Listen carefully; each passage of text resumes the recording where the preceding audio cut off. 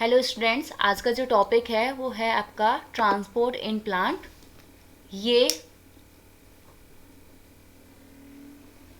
ये आपका 11th class का प्लांट फिजियोलॉजी का फर्स्ट चैप्टर है, ट्रांसपोर्ट इन प्लांट। प्लांट्स में जो भी मटेरियल होते हैं, जो भी सब्सटेंस होते हैं, वो आपके किस बिहाफ पर ट्रांसपोर्ट होंगे, कैसे ट्रांसपोर्ट होंगे, ये सब हम इस चैप्टर में कवर करेंगे। मोस्टली हम लोग क्या छोटे से पढ़ते हुए आ रहे हैं कि प्लांट्स में जो ट्रांसपोर्ट होता है, अगर मैं वाटर की बात करती हूँ तो वाटर जो आपका है वो आपका किसके थ्रू ट्रांसपोर्ट होता है? जाइलम के थ्रू, जाइलम के थ्रू, राइट। और वहीं अगर मैं फूड की बात करूँगी तो फूड में वो ट्रांसपोर्ट कैसे हो रहा है? फ्लोएम के थ्रू। ये हम लोग छोटे से पढ़कर आ रहे हैं, ठीक है। वहीं अगर मैं बात करती हूँ बाकी अदर सब्सटेंस की, ये तो हमें पता है। इसके अलावा भी और कैसे कैसे ट्रांसपोर्ट होता है वो हम इस चैप्टर में कवर करेंगे, ओके। यहाँ पर हमें पता है कि जो भी चीज़ें, चाहे वाटर हो या फूड हो, मटेरियल हो, वो अगर ट्रांसपोर्ट हो रहा है वो आपका किस में डिज़ोल्व होकर होगा? पानी में डिज़ोल्व होकर जाता है। इसलिए हम वाटर को क्या बोलते हैं? वाटर को यूनिवर्सल सॉल्वेंट कहा जाता है। इसमें सारी चीज़ें आपकी, मोस्टली चीज़ें डिज़ोल्व हो जाती हैं। तो रीज़न क्या है? रीज़न सिंपल सा है, डाइइलेक्ट्रिक होता है, पार्शियली नेगेटिव और पार्शियली पॉजिटिव चार्ज होते हैं। पॉजिटिव चार्ज और partially negative charge molecules present होते हैं।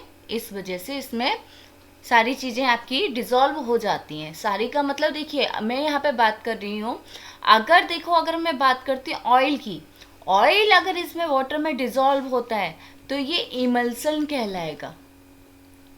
वहीं जब ऑयल की जगह अगर मैं शुगर इसमें ऐड करूँगी, शुगर हुआ या सॉल्ट हुआ, वो ऐड करूँगी, तब इसे मैं इमल्सन ना बोलकर क्या बोलूँगी? सॉल्यूशन बोला जाएगा, ओके। शुगर की जगह और क्या बन सकता है? यहाँ पे अगर मैं सॉइल इसमें ऐड करती हूँ तो ये सस्पेंशन कहलाएगा। देखो यहाँ पर सब्सटेंस आपके, सॉल्यूट आपके चेंज हो रहे हैं। सॉल्वेंट आपका एक ही है, वो है आपका वाटर। इसमें हम क्या कर रहे हैं? सॉल्यूट चेंज करते जा रहे हैं। हमें जो मिलेगा वो डिफरेंट डिफरेंट टाइप की चीज़ें मिल रही हैं। वहीं ऑयल ऐड किया तो इमल्सन कहलाएगा, शुगर ऐड करेंगे तो सॉल्यूशन कहलाएगा, सॉइल ऐड करेंगे तो सस्पेंशन कहलाएगा, और सोप ऐड करेंगे तो कोलाइड कहलाएगा। तो ये डिफरेंट डिफरेंट नेम लिए हैं। प्लांट्स में अगर मैं ट्रांसपोर्ट की बात करूंगी तो दो तरीके के ट्रांसपोर्ट होते हैं। एक है आपका शॉर्ट डिस्टेंस ट्रांसपोर्ट, ओके। दूसरा है आपका long distance transport. Short distance transport कहाँ होगा? जब मॉलिक्यूल्स को आपको या तो सेल के अंदर ही एक जगह से दूसरी जगह जाना है। क्लियर? क्या कह रही हूँ? सब्सटेंस कोई है सेल के अंदर, एक ही सेल में ही एक प्लेस से दूसरी प्लेस इसे जाना है तो शॉर्ट डिस्टेंस ट्रांसपोर्ट होगा। या एक सेल ये है, इसी के पास में एक हमने क्या किया, वेट अ मिनट,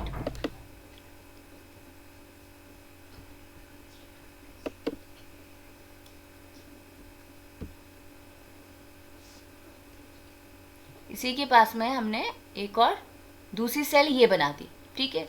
तो इस सेल से सपोज सेल ए, सेल बी, सेल ए से सेल बी की तरफ जाना है तो ये भी शॉर्ट डिस्टेंस हुआ। तो यहाँ पर भी आपका क्या होगा? शॉर्ट डिस्टेंस ट्रांसपोर्ट के थ्रू जो सब्सटेंस हैं वो आपके जाएंगे, ओके। शॉर्ट डिस्टेंस ट्रांसपोर्ट में मैं बात करूंगी तो दो तरीके के होते हैं। एक आपका होता है पैसिव ट्रांसपोर्ट और दूसरा होता है आपका एक्टिव ट्रांसपोर्ट। पैसिव ट्रांसपोर्ट की अगर मैं बात करूंगी, इसमें हमारे दो तरीके के ट्रांसपोर्ट होंगे, एक बाय द डिफ्यूजन प्रोसेस और by the facilitated diffusion. Passive transport वो ट्रांसपोर्ट है जिनमें एटीपी की रिक्वायरमेंट नहीं है, नो एटीपी, एटीपी की ज़रूरत नहीं है, वहाँ आपका क्या होगा, पैसिव ट्रांसपोर्ट होगा। शॉर्ट डिस्टेंस, थोड़ी सी दूर जाना है मुझे, एटीपी खर्च नहीं करनी है, तो वहाँ पर डिफ्यूज़न प्रोसेस होगी या फैसिलिटेटेड डिफ्यूज़न होगा। दोनों में डिफरेंस क्या है अभी मैं बताऊंगी। देन उसके बाद आपका जो आता है वो है आपका एक्टिव ट्रांसपोर्ट। एक्टिव ट्रांसपोर्ट में एटीपी की रिक्वायरमेंट होती है, किसकी की रिक्वायरमेंट होती है, एज अ एनर्जी करेंसी यहाँ पर मुझे एटीपी की रिक्वायरमेंट होगी। okay. अब यहाँ पर जैसे नॉर्मली यहाँ पे मैंने क्या किया है, ये मैंने अपनी जो सेल मेम्ब्रेन है उसका फॉर्मेशन किया है। सेल मेम्ब्रेन है ये हमारी,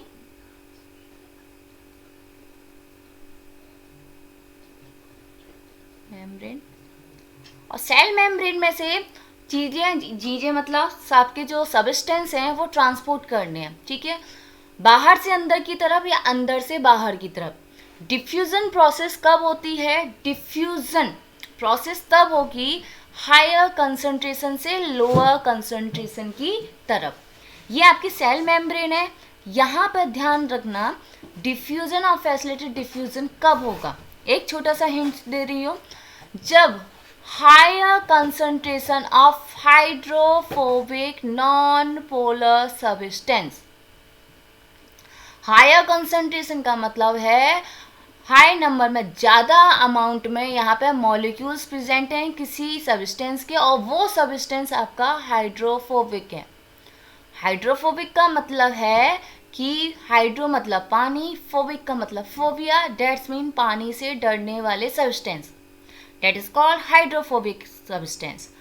जब वो एक तरफ A side, suppose this one is a A side and this one is a B side, okay, तो ए साइड पर हायर कंसंट्रेशन है हाइड्रोफोबिक सब्सटेंस की, उन्हें बी साइड पर जाना है तो यहाँ पर सिंपल डिफ्यूजन के थ्रू जाएंगे। हाइड्रोफोबिक सब्सटेंस सिंपल डिफ्यूजन के थ्रू आपके कहाँ जाएंगे, दूसरी तरफ जाएंगे जहाँ पर लोअर कंसंट्रेशन प्रेजेंट है। हाइड्रोफोबिक सब्सटेंस में क्या ले सकती हूँ, लिपिड सब्सटेंस ले सकती हूँ मैं, कंसीडर कर सकते हैं, ओके। देन आता है फैसिलिटेटेड डिफ्यूजन।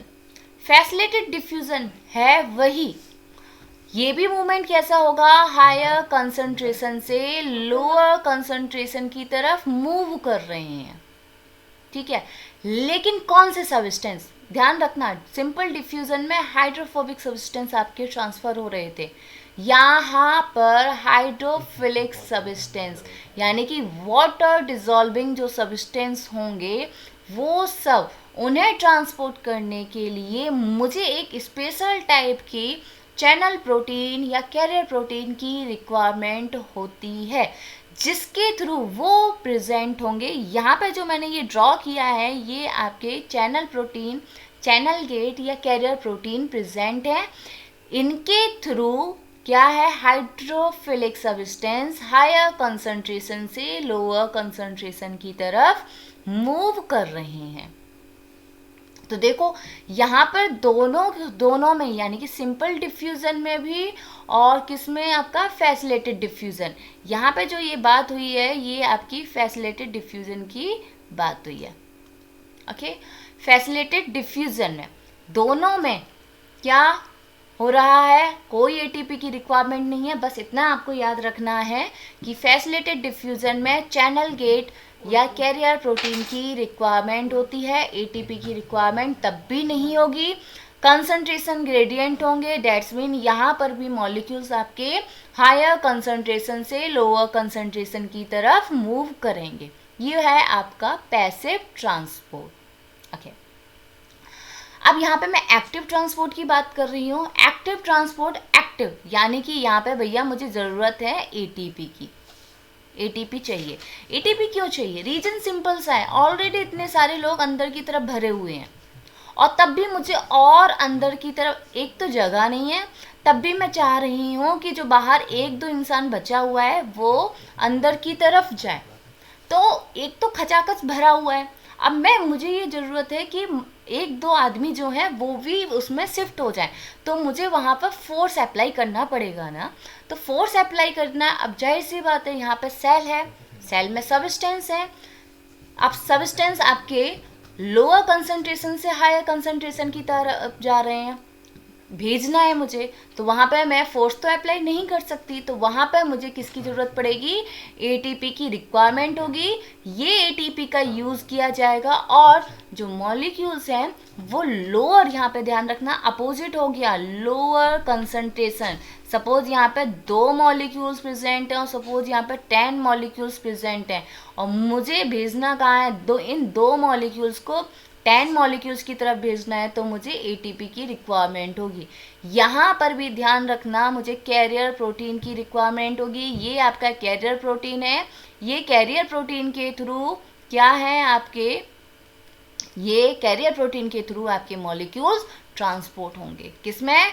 एक्टिव ट्रांसपोर्ट में। यहाँ पे क्लियर रखना, फैसिलिटेड डिफ्यूजन में चैनल गेट और कैरियर प्रोटीन दोनों प्रेजेंट थे, दोनों इन्वॉल्व होते हैं, लेकिन एक्टिव ट्रांसपोर्ट में सिर्फ और सिर्फ आपके कैरियर प्रोटीन इन्वॉल्व होंगे, बस। क्लियर? अब हम यहाँ पे बात कर रहे हैं सिंपल डिफ्यूजन में, क्योंकि हमने पैसिव ट्रांसपोर्ट पढ़ लिया है, एक्टिव ट्रांसपोर्ट पढ़ लिया है, थोड़ा हमें आइडिया मिल गया है सिंपल डिफ्यूजन क्या होता है। सिंपल डिफ्यूजन, यहाँ पे डेफिनेशन समझो, the movement of any molecules, the movement of any molecules particles, the movement of any molecule particles or in a form of it high concentration to low concentration, that's mean यहाँ पर किसी भी molecules particles का higher concentration से lower concentration की तरफ move करना, that is called simple diffusion. यहाँ पे एक चीज ध्यान रखो, सपोज ये आपका एक सिस्टम ए है, सपोज ये आपका सिस्टम बी है, ठीक है।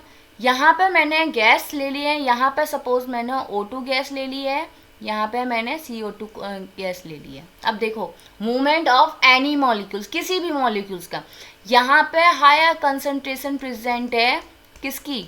O2 मॉलिक्यूल्स की। वहीं अगर मैं बात करूँगी दूसरी तरफ,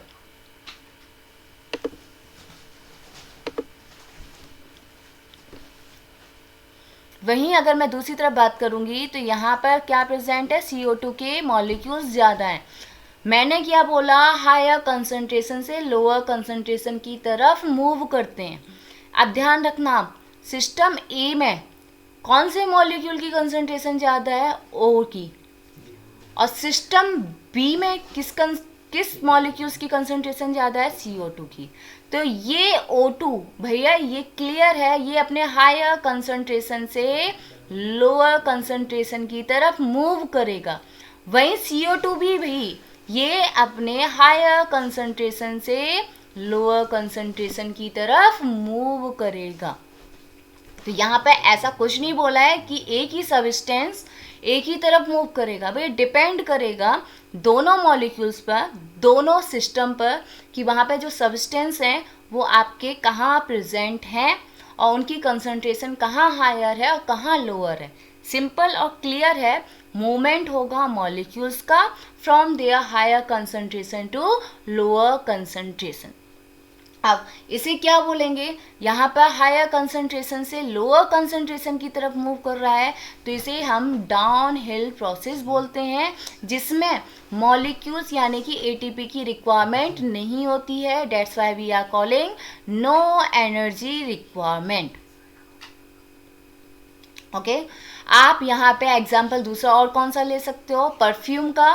सपोज एक ये रूम है, इस रूम में यहाँ पर एक परफ्यूम की बोतल है और ये परफ्यूम की बोतल ओपन है हो गई, तो यहाँ पर हायर कंसंट्रेशन है मॉलिक्यूल्स का, तो ये कहाँ मूव करेंगी, अपनी लोअर कंसंट्रेशन की तरफ मूव करेंगी।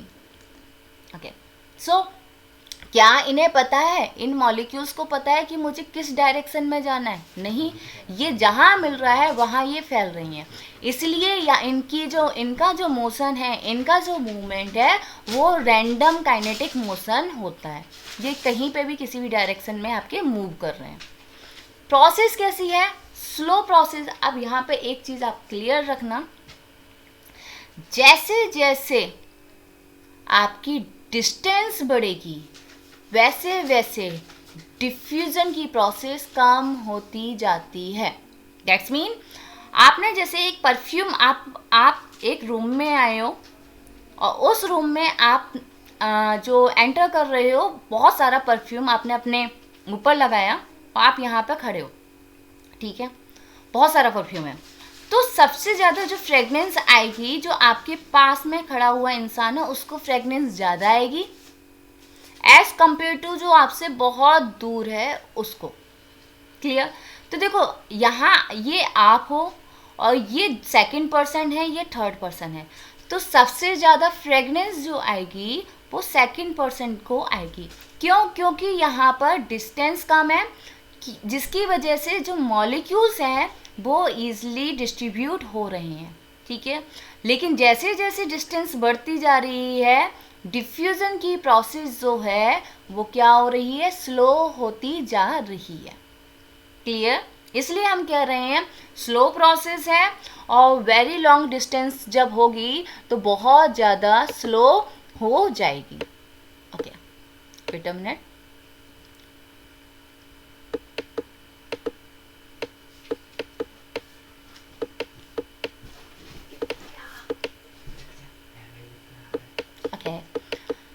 Then no effect of inhibitors. Inhibitors का मतलब इन पर कोई भी एंटीबायोटिक वगैरह का यूज़ नहीं होता, इफेक्ट नहीं होता, सिंपल सा है ये। आपका इसको ट्रांसफॉर्म करने के लिए इन्हें किसी लिविंग सिस्टम की ज़रूरत नहीं है। आप जैसे घर पे खाना बनता है तो उसकी फ्रेगनेंस आपको बहुत ईजिली आ जाती है ना, तो बीच में क्या किसी इनहिबिटर की रिक्वायरमेंट है, किसी एंटीबॉडी की रिक्वायरमेंट है? नहीं है। अगर मैं एंटीबॉडीज़ का यूज़ करती हूँ तो कोई इफेक्ट नहीं होगा भैया, वो डिफ्यूज़न मॉलिक्यूल्स हैं वो ईजिली आपके डिफ्यूज़ हो रहे हैं। तो यहाँ पर ऐसा कोई सच रूल नहीं है कि इनहिबिटर्स की इफेक्ट पड़ेगा डिफ्यूज़न प्रोसेस में। अब हम ये नहीं कह सकते, यहाँ पे एक क्वेश्चन भी पूछा जाता है MCQs में कि जो डिफ्यूज़न प्रोसेस है वो किस पे डिपेंड करती है, क्या ये लिविंग सिस्टम पे डिपेंड करती है, it is only depend on living system, क्या ये सिर्फ और सिर्फ नॉन लिविंग सिस्टम पे डिपेंड करती है, या दोनों पे डिपेंड करती है? इस तरीके के आपके MCQs दिए जाते हैं। तो यहाँ पर ऐसा कोई रूल नहीं है कि डिफ्यूज़न प्रोसेस जो है वो सिर्फ और सिर्फ लिविंग सिस्टम में देखने को मिलती है। जैसे कि मैंने अभी आपको एग्जांपल दिया, परफ्यूम का एग्जांपल दिया, या हम दूसरा एग्जांपल ले सकते हैं, ये वाटर मॉलिक्यूल्स है, या ये टैंक है, जो टैंक आपका कम्प्लीटली वाटर से फिल है, यहाँ पे मैंने इंक की ड्रॉप है, ठीक है, तो इसे डिफ्यूज़ होने के लिए किसी भी लिविंग सिस्टम की रिक्वायरमेंट नहीं होगी। ये नॉन लिविंग सिस्टम में भी भैया अपना काम प्रॉपर तरीके से कर रहा है। तो diffusion, that's mean simple diffusion जो है वो लिविंग सिस्टम के साथ साथ नॉन लिविंग सिस्टम दोनों में हम देख सकते हैं। कोई सेलेक्टिव प्रोसेस नहीं है इसमें, नॉट आ सेलेक्टिव प्रोसेस, कोई सेलेक्टिव प्रोसेस नहीं है। मॉलिक्यूल्स ऐसा नहीं है कि यहाँ पर जैसे कि फॉर एग्जांपल के लिए अगर मैं बात करती हूँ कि यहाँ पर आपके एक में मैंने सॉल्ट रखा है और एक जगह मैंने शुगर रखा है, तो सिर्फ एक ही मॉलिक्यूल आपके डिज़ोल्व होंगे, दोनों ही डिज़ोल्व होंगे according to their concentration gradient. Okay, then अब कौन कौन से फैक्टर हैं जो सिंपल डिफ्यूज़न को इफेक्ट करते हैं? सिंपल सी बात, पहला क्या है, वेट अ मिनट,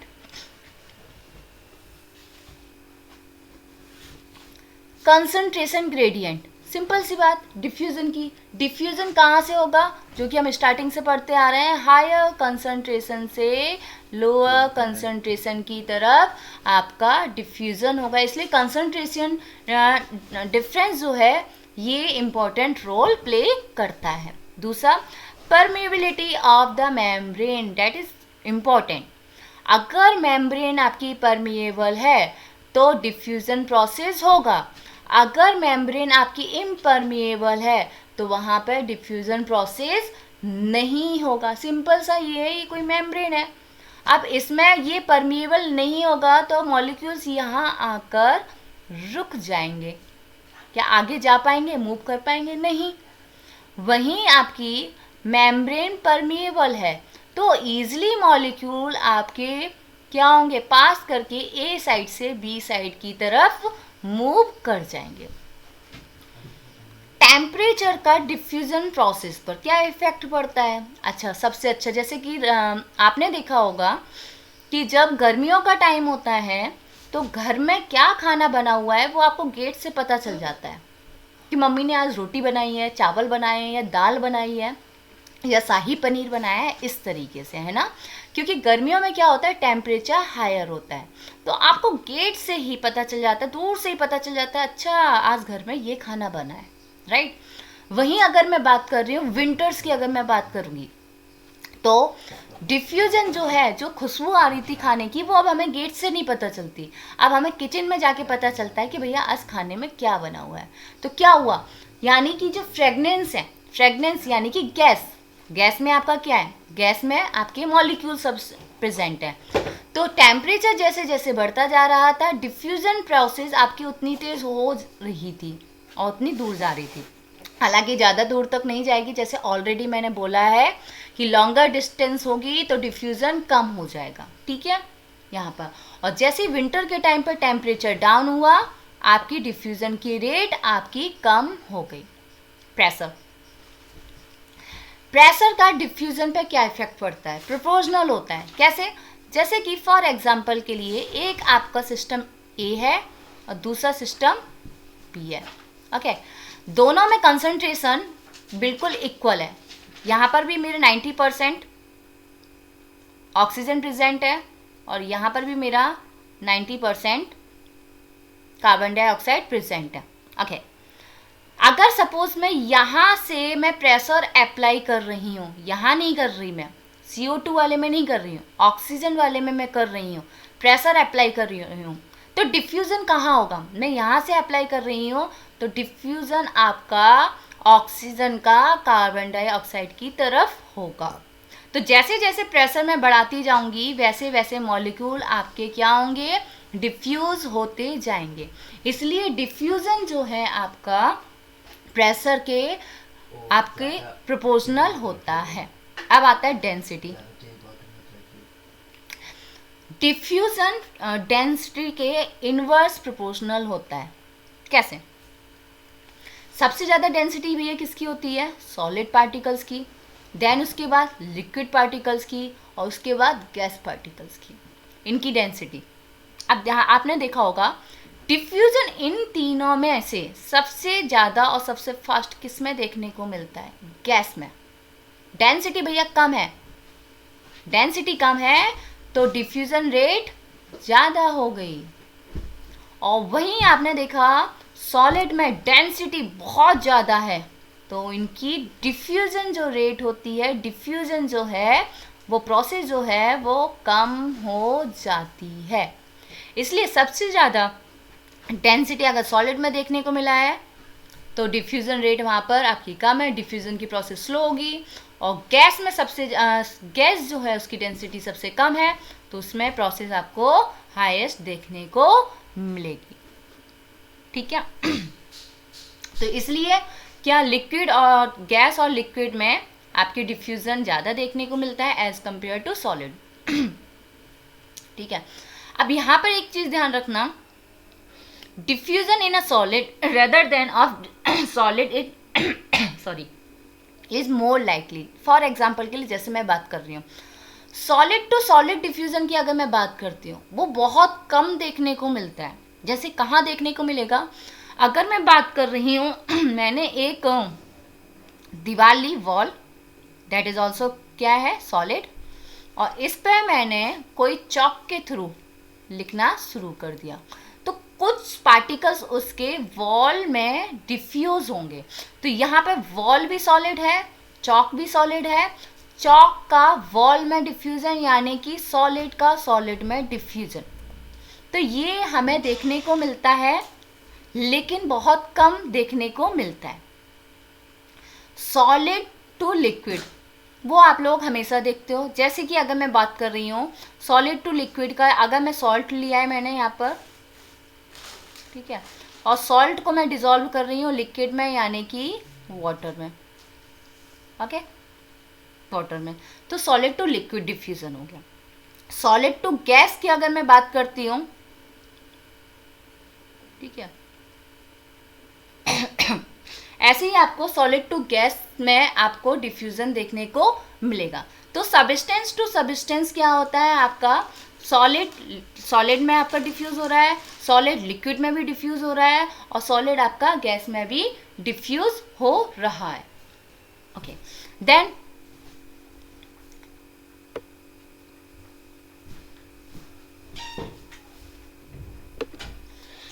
ऐसे और क्या क्या चीजें हो सकती हैं। अब अगर मैं लिक्विड की बात कर रही हूँ, तो लिक्विड में क्या होगा, जैसे पानी में liquid, water to water milk, water to milk, right, अगर मैं ऐड कर रही हूँ तो लिक्विड में ऐड हो रहा है, मिक्स हो रहा है।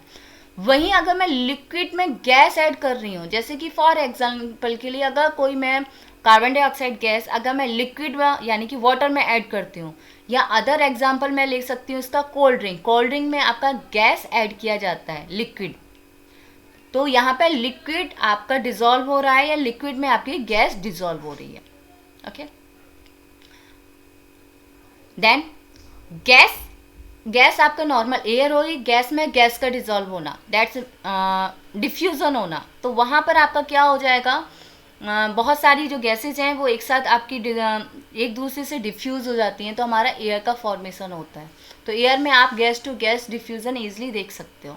साइज ऑफ पार्टिकल्स, अब ध्यान रखना, साइज ऑफ पार्टिकल डिफ्यूज़न के इनवर्स प्रोपोर्शनल होता है। कैसे, जैसे सपोज अगर मैं बात कर रही हूँ, यहाँ पर एक मॉलिक्यूल्स है छोटा सा, वही मॉलिक्यूल्स यहाँ पर है बहुत बड़ा सा, तो इससे डिफ्यूज होने में टाइम ज़्यादा लगेगा या इसे, सिंपल सी बात है, इसका साइज आपका छोटा है तो डिफ्यूजन इसका ज़्यादा जल्दी होगा as compare to this one. तो इसलिए पार्टिकल्स, किसी भी सब्सटेंस के पार्टिकल्स का साइज भी इम्पोर्टेंट रोल प्ले करता है डिफ्यूजन होने में। मीडियम कंसंट्रेशन जो है वो भी डिफ्यूजन की आपकी इन्वर्स प्रोपोर्शनल होती है। कंसंट्रेशन मीडियम आपका बढ़ाते जाओगे तो डिफ्यूजन की रेट आपकी कम होती जाएगी। जैसे कि अगर मैं बात कर रही हूँ वैक्यूम में ऑक्सीजन का अगर डिसॉल्व बोलूँगी, ठीक है, तो वो ईजिली आपका डिफ्यूज़ हो जाएगा। देन अगर मैं गैस की बात करूँगी तो उसकी जो रेट है डिफ्यूज़न की वो और कम हो जाएगी एज़ कम्पेयर टू वैक्यूम, और वहीं अगर मैं वाटर की बात करूँगी तो सबसे कम हो जाएगी। तो क्या हो रहा है, हमने मीडियम जो है उसकी कंसंट्रेशन बढ़ाते जा रहे हैं, तो डिफ्यूज़न की जो रेट है वो आपकी स्लो डाउन होती जा रही है। तो यहाँ पर मीडियम भी इफ़ेक्ट या इम्पोर्टेंट रोल प्ले करता है डिफ्यूज़न प्रोसेस कराने में। ओके, तो यहाँ तक मैंने सिंपल डिफ्यूज़न के कौन कौन से इम्पोर्टेंट रोल या इम्पोर्टेंट फैक्टर्स हैं जो इफ़ेक्ट डालते हैं, सिंपल डिफ्यूज़न क्या होता है, वो मैंने यहाँ तक कवर किया है। फैसिलिटेड डिफ्यूज़न के लिए हम नेक्स्ट क्लास में मिलते हैं। Thank you so much.